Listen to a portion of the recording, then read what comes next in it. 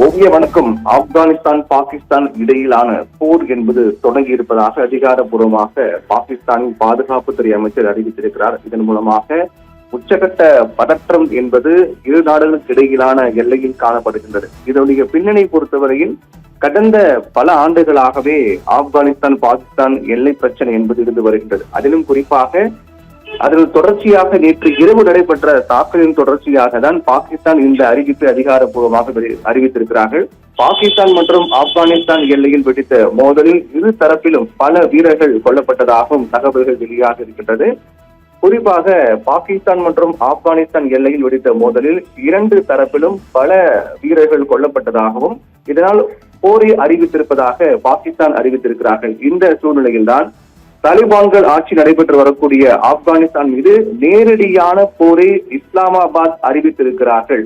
ஏனென்றால் கடந்த சில நாட்களுக்கு முன்பாக பாகிஸ்தான் நடத்திய வான்வழி தாக்குதல்களுக்கு பதிலடியாக ஆப்கானிஸ்தானின் படைகள் எல்லையில் தாக்குதல் நடத்தியிருக்கிறார்கள். நேற்று இரவு இந்த தாக்குதல் நடைபெற்றிருக்கிறது.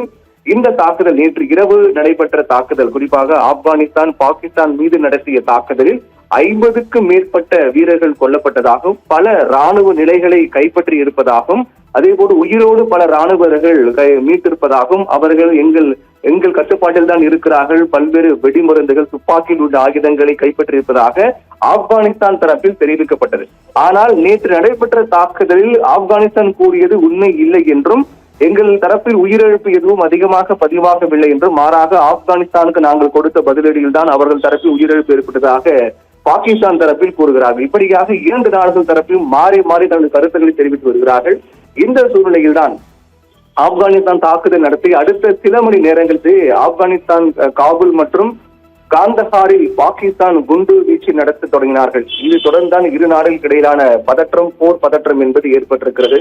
ஆப்கானிஸ்தான் மீது வெளிப்படையான போரை பாகிஸ்தான் தற்போது அதிகாரப்பூர்வமாக அறிவித்திருக்கிறார்கள். பாகிஸ்தான் பாதுகாப்பு அமைச்சர் கவாஜா ஆசிப் இந்த தகவலை வெளியிட்டிருக்கிறார். அந்த தகவலில் எங்களுடைய பொறுமை அதன் முடிவை எட்டிவிட்டது என்றும் தற்போது இது எங்களுக்கு இடையான வெளிப்படையான போர் என்று குறிப்பிட்டிருக்கிறார். ஏற்கனவே இதற்கு முன்னதாக எல்லையில் தீவிரமடைந்த மோதலுக்கு மத்தியிலும் இரண்டு தரப்பிலும் ஏராளமான வீரர்கள் கொல்லப்பட்டதாக தகவல்கள் தொடர்ந்து வெளியாகிக் கொண்டிருக்கின்றது. குறிப்பாக காபூலில் குறைந்தபட்சம் 3 இடங்களில் இந்த தாக்குதல் நடத்தப்பட்டதாக தகவல்கள் வெளியாக இருக்கின்றது.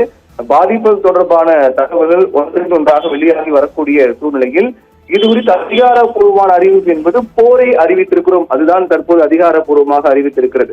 குறிப்பாக தெற்கே இருக்கக்கூடிய காந்தஹார் மற்றும் தென்கிழக்கு மாகாணமான பாக்டியாவிலும் பாகிஸ்தான் வான்வழி தாக்குதலை நடத்தியதாக தாலிபான் அரசாங்கம் தரப்பில் தெரிவித்திருக்கிறார்கள்.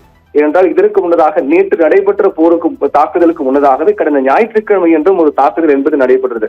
கடந்த ஞாயிற்றுக்கிழமை அன்று ஆப்கானிஸ்தான் எல்லை பகுதியில் பாகிஸ்தான் நடத்திய வான்வழி தாக்குதலுக்கு பதிலடியாக தான் இந்த தாக்குதலை நாங்கள் நடத்தியிருக்கிறோம் என்று ஆப்கானிஸ்தான் தரப்பில் தெரிவித்திருக்கிறார்கள்.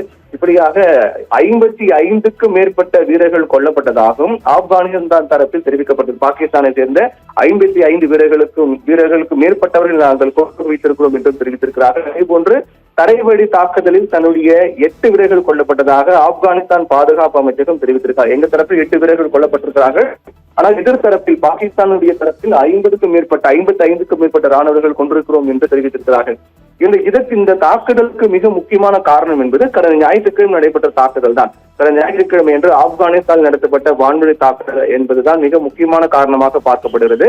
அப்போது ஆப்கானிஸ்தான் பகுதியில் இருந்து ஆயுத குழுவினரை அழிப்பதற்காக தான் பாகிஸ்தான் அரசாங்கம் தாக்குதல் நடத்தினார்கள் என்று பாகிஸ்தான் தரப்பில் விளக்கம் கொடுக்கப்பட்டது. ஆனால் ஆப்கானிஸ்தான் தரப்பில் பாகிஸ்தான் நடத்திய தாக்குதலில் அப்பாவி பொதுமக்கள், குழந்தைகள், பெண்கள் என பலரும் உயிரிழந்திருக்கிறார்கள்.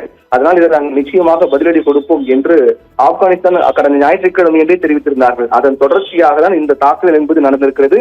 இதனுடைய ஏற்கனவே கடந்த ஆண்டு அக்டோபரில் நாம் ஒரு மிகப்பெரிய ஒரு சம்பவம் நடைபெற்றது குறிப்பிட வேண்டும். கடந்த ஆண்டு அக்டோபர் மாதம் ஆப்கானிஸ்தானுடைய வெளியுறவுத்துறை அமைச்சர் 8 நாள் பயணமாக இந்தியா வந்திருந்தார்.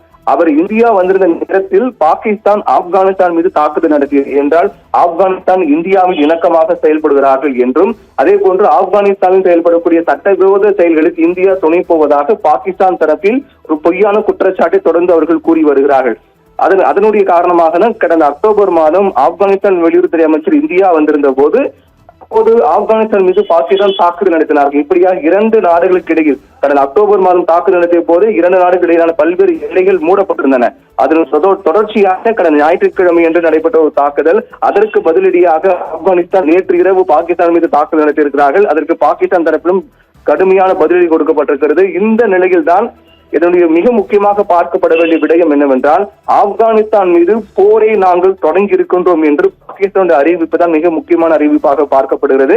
இதனுடைய தொடர்ச்சியாக அடுத்தடுத்த பல சம்பவங்கள் அடுத்த சில தினங்களுக்கு மிகப்பெரிய பதற்றமான ஒரு சூழல் காணப்படலாம். போர் இன்னும் தீவிரம் அடையக்கூடிய பட்சத்தில் அண்டை நாடுகள் இந்தியா உள்ளிட்ட பல்வேறு நாடுகள் என்ன நிலைப்பாடு எடுக்கப் போகிறார்கள். ஏற்கனவே அமெரிக்கா பொறுத்தவரை பல போர்கள் நிறுத்தியிருக்கின்றோம் என்று அமெரிக்க அதிபர் ட்ரம்ப் சொல்லி வரக்கூடிய சூழ்நிலையில் இந்த விவகாரத்தில் அமெரிக்கா நிலைப்பாடு என்னவாக இருக்கிற போது என்ற உள்ளிட்ட பல்வேறு கேள்விகளுக்கான விடைகள் நாம் பொறுத்திருந்தான் பார்க்க வேண்டும். ஓவியா, தங்களுடைய விரிவான தகவல்களுக்கு நன்றி பிரவீன்குமார்.